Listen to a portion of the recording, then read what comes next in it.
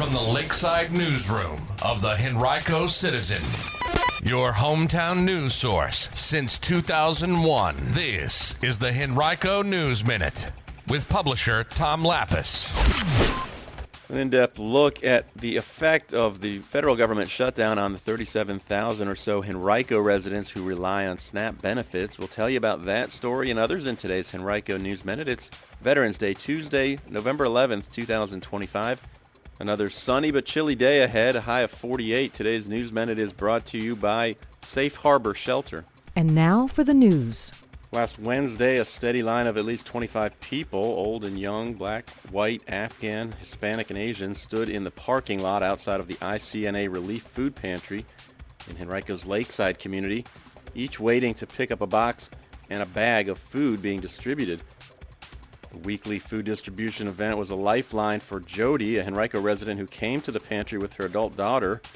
Jody said she normally gets $114 a month in federal SNAP funds. The funds for food are essential to her survival because her employer can't schedule her to work enough hours to earn sufficient amounts of money to support all of her expenses. With that money not appearing on her card because of the federal government shutdown, she said it's been tough and she was scared. Good news finally came this week for Jody and others who depend on SNAP benefits, about 37,000 of them altogether in Henrico. The Youngkin administration announced that those benefits, at least 65% of them, will be deposited this week into the accounts of SNAP beneficiaries. That's because the U.S. Senate reached 60 votes needed to essentially end the shutdown. Well, that'll happen officially in the coming days.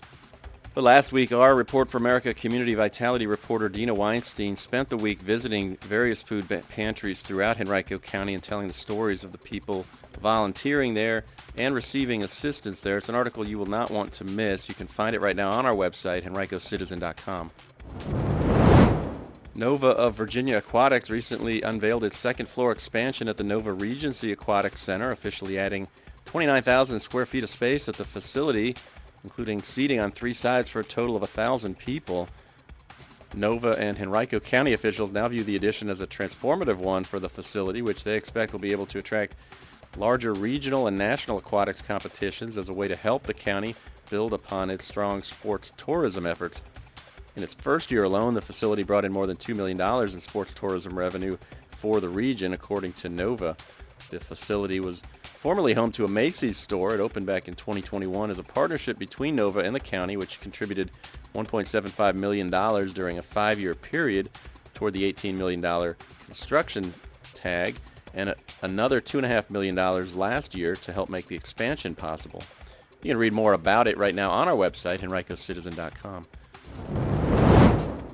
Today is Veterans Day, and the Virginia War Memorial will host its 69th annual Commonwealth's Veterans Ceremony at 3 p.m.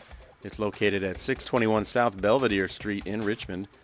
The event will be held outdoors in the E. Bruce Heilman Amphitheater on the memorial's grounds. If you are going, you're encouraged to arrive by about 2:30 p.m. in order to be seated. Admission is free and parking is available in the surface lot and underground deck, as well as on nearby streets.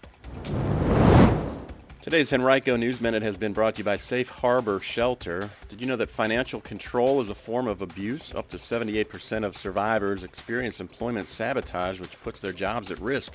Survivors shouldn't have to choose between safety and a paycheck. If you or someone you know is the victim of domestic or sexual abuse, visit safeharborshelter.com or call their 24-hour helpline at 804-500-2755 for support or to learn more.